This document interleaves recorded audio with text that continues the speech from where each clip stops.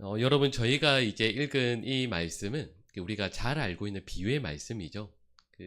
이제 흔히 이제 제목을 문화 비유라고 하고요.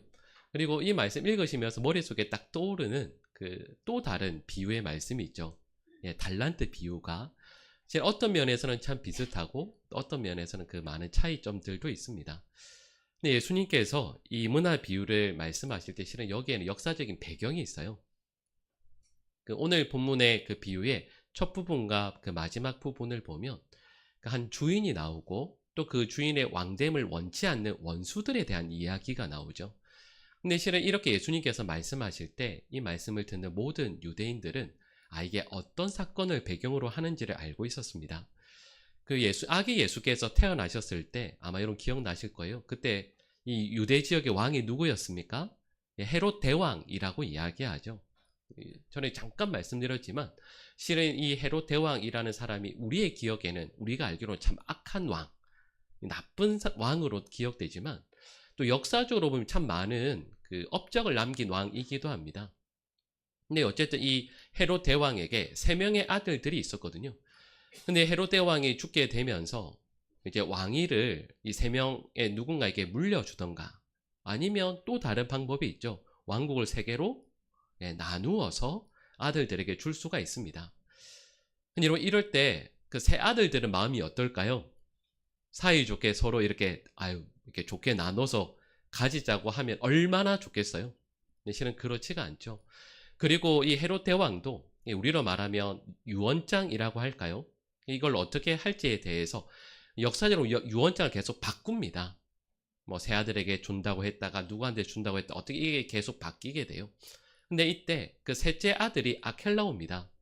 근데 이 아켈라오가 어떤 마음을 품었냐면 자기가 다 이으려고 해요. 그래서 이 지역의 왕이 되려고 하죠. 근데 이제 이때는 어쨌든 로마 제국의 식민지였기 때문에 로마 그 황제의 허락이 있어야 됩니다.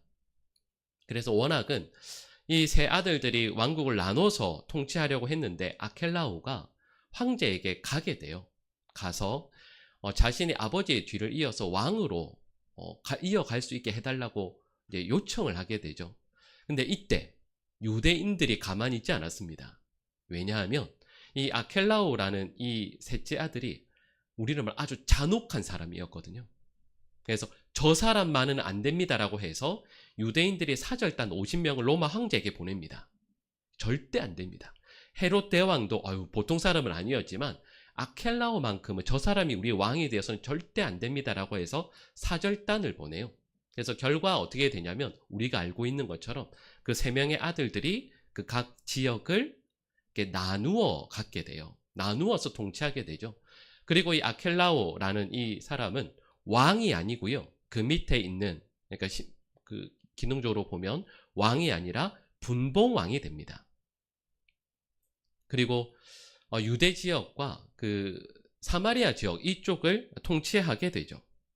그래서 이것 때문에 여기에 대해서 그가 보복을 합니다. 그래서 아까 말씀드렸던 50명의 사절단이 갔다고 했잖아요. 근데 그들과 관계된 유대인 3,000명을 학살합니다. 아켈라오라는 사람이요, 분봉왕이 되고 나서 학살을 하죠. 그래서 실은 방금 말씀드린 이 내용이 오늘 이 비유의 그 배경이 되는 내용, 그러니까 주인이 왕 되는 것을 원치 않는 사람들이라는 이 이야기를 들을 때 유대인들이 이 사건을 머릿속에 떠올려요. 근데 이렇게 말씀하는 거죠.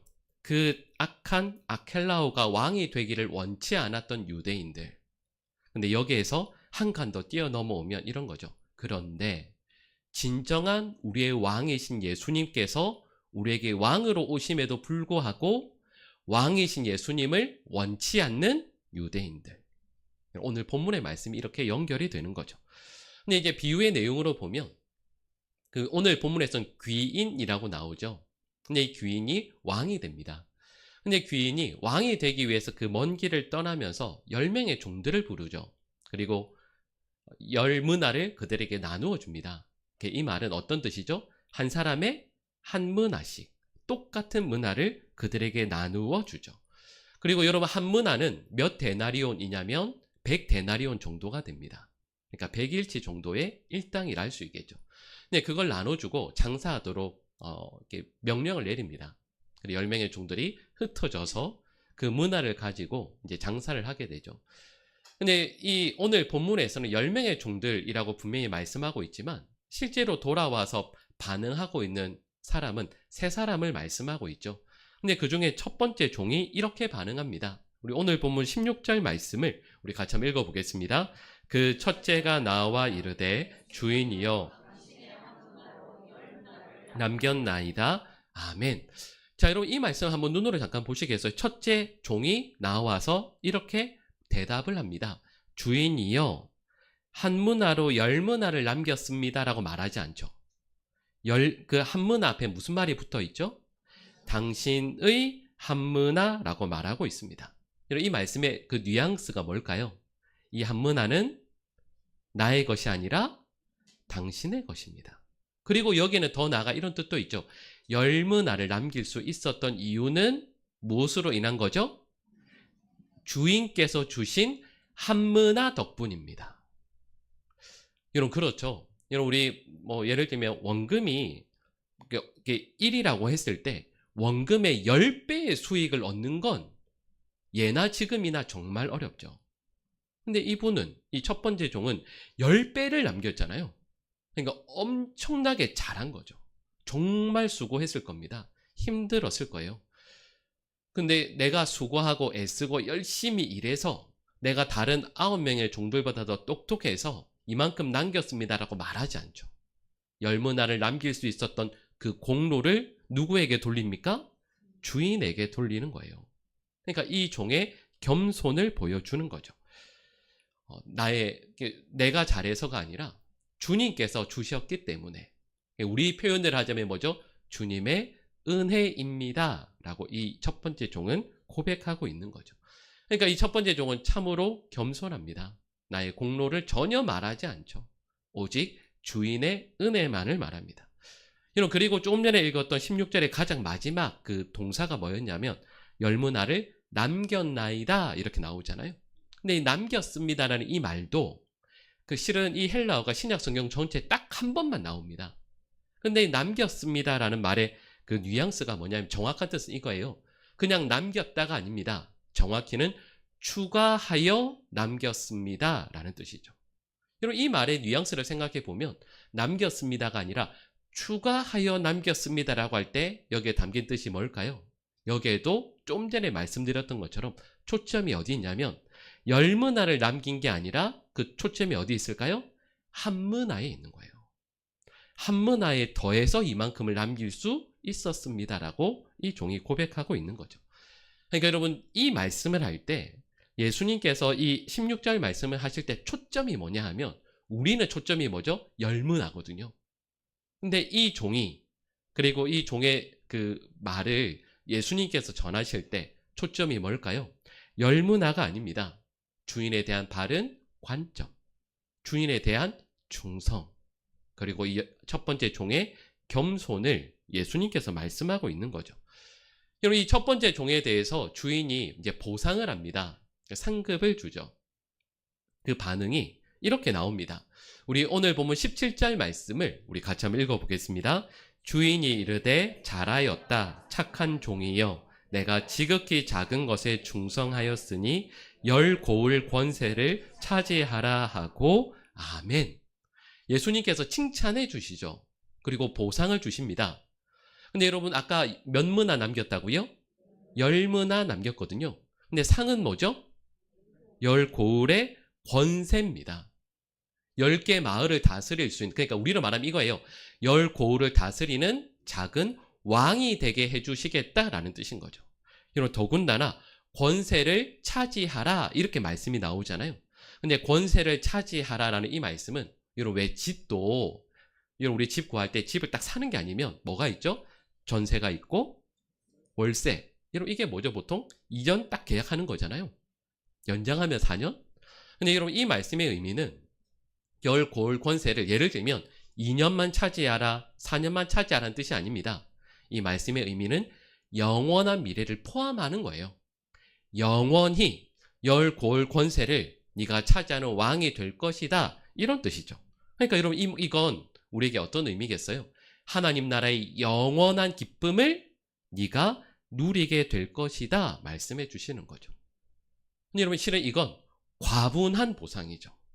10문화 남겼는데 10고을의 권세를 10개 고을의 왕이 되게 해주십니다. 그리고 두 번째 종도 마찬가지죠. 5문화를 남겼더니 5고을의 권세를 주십니다. 그러니까 여러분, 이 내용에서 실은 예수님께서 관심을 두고 계신 건 너 얼마나 남겼느냐가 아닙니다. 그 과정을 어떤 마음과 태도로 충성하고 헌신했는가를 보시는 거죠. 그러니까 얼마나 남겼느냐가 아니라 어떻게 감당했느냐. 이게 우리 주님께서 보시는 핵심의 관점이죠. 근데 이제 드디어 문제가 되는 세 번째 종이 등장합니다. 이 세 번째 종이 주인에게 이렇게 말하죠. 우리 20절에서 21절 말씀을 우리 같이 읽어보겠습니다. 또 한 사람이 와서 이르되 주인이여 보소서 당신의 한 문화가 여기 있나이다. 내가 수건으로 싸두었었나이다. 당신은 투지 않은 것을 취하고 심지 않은 것을 거두나이다. 아멘. 자, 여러분, 이 말씀을 쭉 보니까 결국 뭐죠? 이 세 번째 종은 한 일이 없습니다. 근데 자기가 게을렀던 걸 참 길게도 말하죠. 길게 변명하고 있습니다. 근데 자신의 게으름을 뉘우치지는 않죠. 자신의 행동을 정당화하면서 쭉 얘기합니다. 여러분, 우리가 조금 전에 그 첫 번째 종이 했던 대사, 그 대화, 그 문장 기억나시죠? 근데 실은 몇 단어 안 되죠. 당신의 문화로 요만큼 남겼습니다라고 딱 요것만 있어요. 10문화 남긴 정도, 5문화 남긴 정도, 주인에게 드리는 말씀이 정말 간결해요. 딱 결과만 보고 하죠. 내가 얼마나 애썼는지, 중간에서 얼마나 힘들었는지 그거 전혀 얘기 안 해요. 그냥 결과만. 그러나 겸손히 주인께 말씀드립니다. 근데 세 번째 종은 핑계를, 변명을 하죠. 여러분, 실은 저희가 조금 전에 2절 말씀을 이렇게 길게 읽었지만 여러분, 세 번째 종이 자랑하는 거 혹시 느끼셨어요? 자기의 수고를 자랑하잖아요. 그 수고가 뭐였죠? 수건으로 이렇게 잘 감싼 거. 수건으로 이렇게 쫙 싸서 그 다음에 이거 그냥 아무 때나 하지 않고 저 깊숙한 데 쓱 넣어놓은 거를 자랑하죠. 여러분, 저는 솔직히 이게 자랑이 되는지를 모르겠는데 세 번째 종은 이걸 자랑합니다. 근데 여러분, 이렇게 생각해 보면 그래도 주인이 맡긴 걸 아무 데나 가서 허랑방탕하게 쓰지 않고 그래도 안에 잘 넣어놨으니까 괜찮지 않나요? 라고 하실 분도 계실지 모르겠어요. 근데 실은 이 세 번째 종은 정말 큰 죄를 지었습니다. 잘못했죠. 뭘 잘못했냐면 주인이 종들에게 명령했거든요. 그 명령이 뭐냐면 우리 오늘 보면 13절 말씀을 우리 같이 한번 읽어보겠습니다. 그 종 열을 불러 은하 10문화를 주며 이르되 내가 돌아올 때까지 장사하라 하니라. 아멘. 주인이 명령했어요. 여러분, 다시 보시면 이렇게 말씀하죠. 주인이 돌아올 때까지. 그 시간이 언제든 주인은 반드시 돌아오실 테니 그때까지 너 이 한 문화 가지고 뭐 하라고요? 장사하라고 명령하셨습니다. 주인이 오실 때까지 장사하라. 이게 명령이죠. 근데 이 세 번째 종은 주인의 말씀을 듣지 않습니다. 왜 그럴까요? 첫 번째, 주인이 올 거라고 생각 안 해요. 그리고 두 번째 이유가 있습니다. 여러분, 좀 전에 말씀드렸던 주인이 오지 않을 것이다 라고 이렇게 말씀을 드렸는데 주인이 오지 않을 거라고 생각하니까 두 번째 이유가 떠오르죠. 그 주인에게 순종할 필요를 못 느껴요. 안 올 건데. 그 주인에게 순종할 필요가 뭐 있겠어요? 근데 주인에게 순종할 필요가 없다라고 하는 이유를 저희가 그 앞에 읽었던 그 20절에서 21절 말씀을 보면 이 세 번째 종이 주인에 대해서 평가하는 내용이 나옵니다. 내가 아는 당신은 이러이러한 사람입니다 라고 말하죠. 근데 그 내용이 뭐냐 하면 당신은 엄한 사람입니다. 두지 않은 것 취하고 심지 않은 것을 거두는 나쁜 사람입니다 라고 대답하죠. 이 말씀의 의미가 이런 거예요. 자, 한 문화를 주인이 맡깁니다. 근데 이 문화를 가지고 장사를 하다 보면 가능성은 보통 두 가지죠. 이익이 남거나 망하거나. 근데 이 주인이 어떤 분일 거라고 생각하냐면 이익이 남으면 이익을 다 뺏어가는 사람. 만약에 손해가 나서 가지고 있는 문화를 다 날리면 그 문화를 물어내라고 나를 힘들고 아프게 할 사람. 이렇게 말씀하는 거죠. 그러니까 이 사람은, 이 세 번째 종은 나는 당신이 손해보지 않으려고 하는 주인인 것 압니다. 그리고 결국 손해는 나만 보게 될 겁니다. 그러니 나는 당신이 짜놓은 이 판에 들어가지 않겠습니다. 나는 그냥 내가 원하는 대로 살겠습니다 라고 대답하는 거죠. 근데 여러분, 실은 이 말씀은 완전히 틀린 말이죠. 왜냐하면 여러분, 이 세 번째 종은 한 문화를 이렇게 잘 이제 넣어놨잖아요. 그리고 그거 주인 앞에 내놓습니다.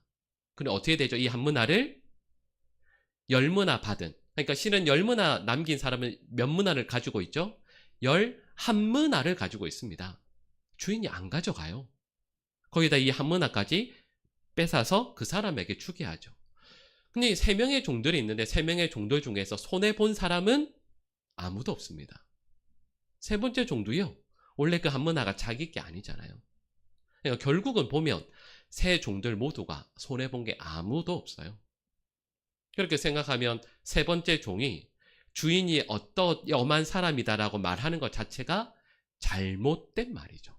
틀린 말입니다. 그러니까 여러분, 이렇게 말할 수 있죠. 첫 번째와 두 번째 종은 세 번째 종과 전혀 다릅니다. 근데 왜 이런 차이가 났을까라고 할 때, 세 번째 종은 주인을 엄한 사람이라고 이해해요. 그러니까 일하기가 싫죠. 남기기가 싫습니다. 반대로 앞에 두 종들은 주인을 바르게 알았다라는 뜻이죠. 여러분, 그러면 예수님께서 이 말씀을 하실 때 우리에게 무엇을 말씀하실까요? 여러분, 우리 모두가 실은 동일하게 한 문화씩 받았거든요. 근데 이 한 문화씩 받았는데 어떤 사람은 주 앞에서 열심히 충성하고 헌신하는 사람이 있는가 하면, 어떤 사람은 이걸 그냥 안에 넣어놓고 아무렇지도 않게 그냥 내가 내 삶의 왕인 것처럼 내 마음대로 살아가는 성도가 있습니다. 근데 여러분, 이 차이를 예수님께서 뭐라고 말씀하시죠? 주인을 제대로 알지 못했기 때문이다라고 말씀하는 거죠. 네 삶의 주, 내 삶의 왕이신 그분의 성품, 그분의 긍휼, 그분의 마음, 그분께서 지금 너를 어떤 눈과 마음으로 바라보는지를 네가 알고 있다고 한다면 결코 이렇게 살지 않을 것이다. 그 주인을 알면 알수록 너는 더욱더 문화를 남기기 위해 애쓰고 충성하게 될 것이다. 여러분, 그러면 이 말씀에서 우리가 얻는 교훈이 분명해지죠. 여러분, 저와 여러분들이 힘쓰고 애써야 할 것이 무엇이겠습니까? 주님을 더 깊이 아는 것, 주님을 더 알아가고 주님을 더 만나고 체험하는 것, 주님을 더 그래서 사랑하게 되는 것. 여러분, 그러면 그 성도의 삶에서 주를 향한 헌신과 애씀이 반드시 있을 것임을 말씀하는 거죠.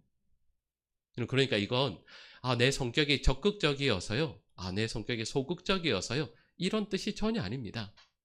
우리가 진정으로 주님을 알게 되고 사랑하게 되면 할수록 우리는 더 열심히 충성하고 헌신하게 될 거예요.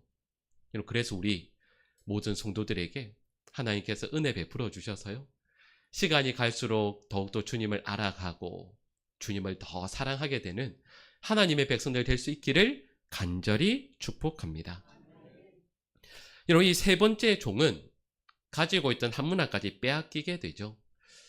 여러분, 제가 처음에 이 문화가 무엇인지를 말씀을 안 드렸어요. 근데 여러분, 달란트 비유와 문화 비유는 다른 게 있죠. 여러분, 달란트는 어떻게 나누어 주죠? 5달란트, 2달란트, 1달란트. 근데 성경에서 주님께서 이렇게 말씀하시죠. 그 사람의 뭐대로요? 재능대로, 능력대로 그 달란트를 차등해서 나누어 주시죠. 근데 오늘 본문에 나오는 문화는 모두가 똑같습니다. 그러니까 여러분, 이 말씀 우리에게 적용하면 우리 모두가 똑같이 받은 무엇인가가 있다라는 뜻이에요. 그리고 그걸 문화라고 예수님께서 설명하시는 거죠. 여러분, 그러면 그 문화가 무엇일까요? 실은 이건 목회자들이나 성서학자들의 해석하기가 다양할 수 있겠죠. 근데 보통은 이렇게 말씀해요. 여기서 말씀하고 있는 문화라는 건 예수 그리스도께서 우리에게 베풀어 주신 은혜로 말미암아 우리가 그 앞에 주님께 기쁨으로 살아가는 헌신할 수 있는 기회라고도 말하고, 또 우리에게 베풀어 주신 십자가의 구원이라고도 말합니다. 근데 여러분, 중요한 것은 한문화 가졌던 사람은 결국에는 주님께서 나에게 주셨던 것을 다시 빼앗기게 되죠. 여러분, 그러면 이 말씀의 뜻이 무엇이겠습니까? 그는 주님께서 베풀어 주신 구원의 은혜를 빼앗기게 되고 허락하신 삶의 기회를 빼앗겨서 구원을 잃고 심판을 받게 된다. 바로 이런 뜻입니다. 그러니까 이 말씀을 적용하면 이런 거죠. 성도들 가운데, 부르심을 받은 이들 가운데 이 세 번째 이 종처럼 받은 것들을 빼앗기는 사람이 있을 것이라고 말씀하는 거죠. 여러분, 이렇게 말씀을 드리면 아마 어떤 분들은 목사님, 그건 안 믿는 사람들 이야기 아닙니까? 아니, 한번 믿었는데 어떻게 구원을 빼앗기나요? 라고 하실 수도 있죠. 근데 여러분, 이런 오해를 예수님께서 아예 불식시키기 위해서 오늘 본문을 보면 이런 이야기를 말씀합니다. 여러분, 세 번째 종은 안 믿는 불신자가 아닙니다. 세 번째 종도 예수님께서 부르신 사람입니다. 예수님의 종이죠. 왜냐하면 오늘 이 비유를 보면 처음에 말씀드렸던 것처럼 예수님께서 왕 되심을 원치 않는 예수님의 대적들이 있습니다. 이들을 우리는 뭐라고 이야기해요? 불신자들이거든요. 이렇게 말씀하죠. 우리 오늘 본문 27절 말씀을 우리 같이 읽겠습니다. 그리고 내가 왕됨을 원하지 아니하던 저 원수들을 이리로 끌어다가 내 앞에서 죽이라 하였느니라. 아멘. 여러분, 무슨 말씀이죠? 주님의 원수들은 따로 있다라는 뜻입니다. 그러니까 오늘 본문 말씀의 내용은 여러분, 세 명의 종, 상징적으로 나오는 이들은 말 그대로 우리들이에요. 우리 가운데에서 주님께 받은 한 문화로 겸손히, 그러나 주님을 더욱더 깊이 알아가기에 충성하며 헌신하여 남기는 이들이 있는가 하면 주님과는 전혀 상관없이 나의 원함과 뜻대로 사는 이가 반드시 있다. 성도들 가운데. 그리고 우리는 이 말씀을 통해 우리 자신을 돌아봐야 되죠. 실은 오늘 본문 말씀은 그냥 문화 비유로 끝나는 게 아니에요. 오늘 여러분, 저희가 누가복음 19장 11절 말씀부터 읽었잖아요. 근데 여러분, 이 11절 말씀의 시작이 뭐죠? 여러분 가진 성경을 보면 시작이 이렇게 나옵니다. 그들이 이 말씀을 듣고 있을 때에, 그러니까 앞부분에 나오는 내용과 직접적으로 연결된다라는 뜻이죠. 그러니까 앞부분에 누가 나오죠? 삭개오가 나옵니다. 그러니까 실은 오늘 본문 말씀은 삭개오와 직결돼요. 여러분, 저희가 그 예전에 삭개오에 대한 말씀을 예전에 이제 나눈 적이 있으니까요. 여러분, 삭개오는 어떤 변화가 일어나죠? 예수님을 만나죠. 예수님을 만나고 어떻게 돼요? 삶이 변화돼요. 이걸 표현하자면 이렇게 말씀드릴 수 있지 않을까요? 예수님의 뒤를 직접 따라가는 제자는 아니나 삭개오는 예수님을 만나고 나서 삶이 변화되어 예수님의 참된 제자가 됩니다. 삭개오는 예수님을 만나 변화되죠. 근데 여러분, 제가 이렇게 예수님 만나서 삭개오가 변화되었다 하면 참 좋은 말 같지만 삭개오의 삶을 생각해 보면 삭개오가 예수님을 만나서 변화되고 나서 삶이 어떻게 되죠? 힘들어집니다. 정말 힘들어지죠. 제가 예전에 읽었던 어떤 신학자의 글에서는 뭐라고 쓰고 있냐면 삭개오는 예수님을 만나서 그 다음에 이렇게 말이 나옵니다. 정치적으로, 사회적으로, 재정적으로 자살한 것과 같다. 여러분, 왜냐하면 삭개오가 예수님 만나죠. 그리고 재산이 어떻게 되죠? 말 그대로 거덜나죠. 불의하게 얻은 거 몇 배 갚는다고요? 토색에서 가진 거 있으면 4배 갚는다고 하잖아요. 이 말은 무슨 뜻입니까? 삭개오는 이제 망했다라는 뜻입니다. 재산 없을 거예요. 오히려 손해가 난 상태이겠죠. 마이너스이겠죠. 그러니까 삭개오는 예수님 만나고 나서 재산 끝났습니다. 그 다음에 삭개오에게 가장 힘이 되어주던 사람들이 있죠. 로마의 그 관리들, 고위 관리들이 아마도 삭개오에게 가장 힘이 되어주던 사람들일 거예요. 근데 이제 그들과의 관계도 끝나겠죠. 예수님 만나고 나서 삭개오는 세리로서의 삶이 불가능해졌습니다. 여러분, 그러면 예루살렘에 있는 고위 관리들이나 예루살렘의 종교 지도자들, 이렇게 관계를 맺고 지금까지 살았겠죠. 근데 이것도 끝납니다. 왜냐하면 이제 누구의 제자로 살아요? 예수님의 제자로 사니까.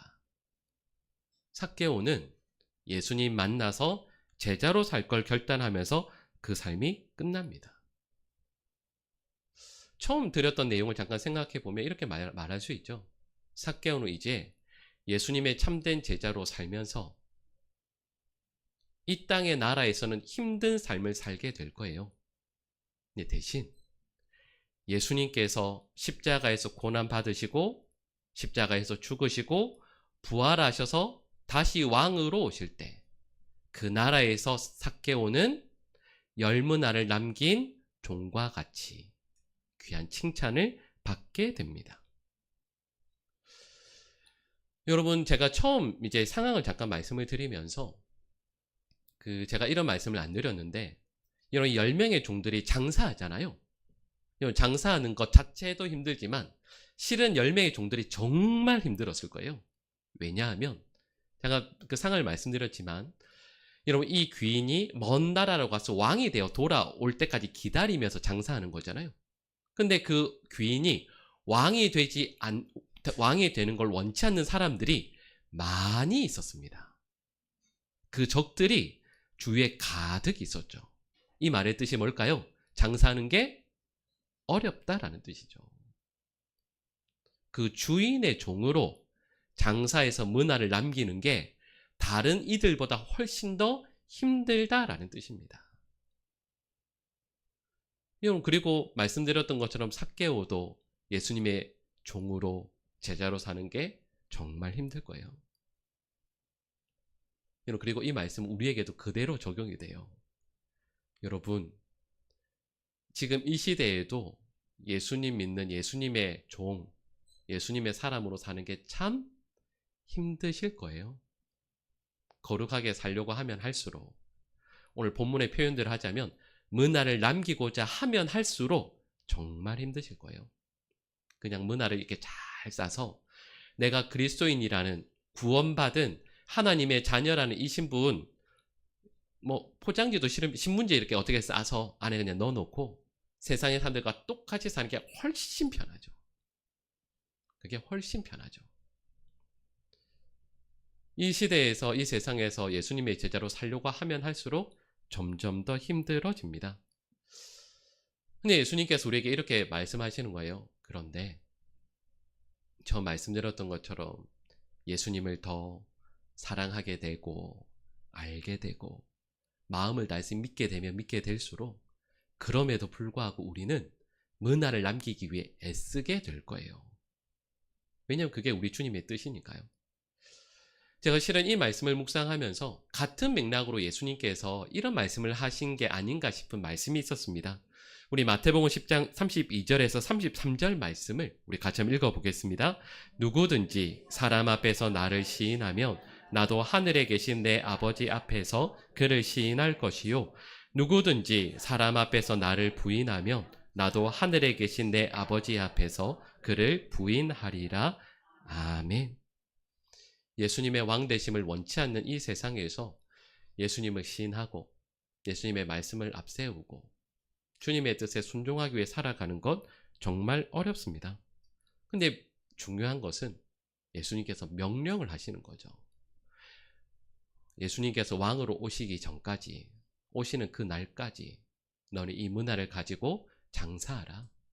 나에게 주신 기회, 구원의 은혜, 감격, 이 모든 것들을 안고 주님께 드릴 것이 많은 삶을 살아내어야 한다라고 말씀하는 거죠.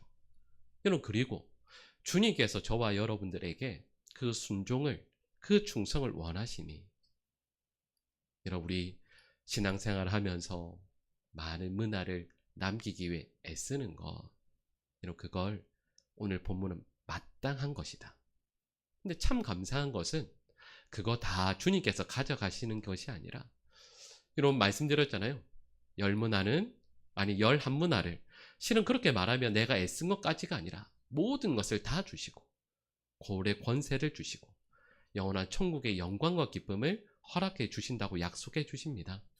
여러분, 우리 모든 보강중앙교회 성도들이 주님께서 주신 이 한문화를 가지고 열심히 남겨서요, 여러분, 실은 우리에게 시간이 그렇게 많지 않습니다. 기회가 그렇게 많지 않죠. 주신 날들 동안 늘 헌신하고 충성하고 주님을 더욱더 깊이 알아가면서 많은 것들로 주님 앞에 영광 올려드릴 수 있는 우리 믿음의 백성들 될 수 있기를 간절히 축복합니다.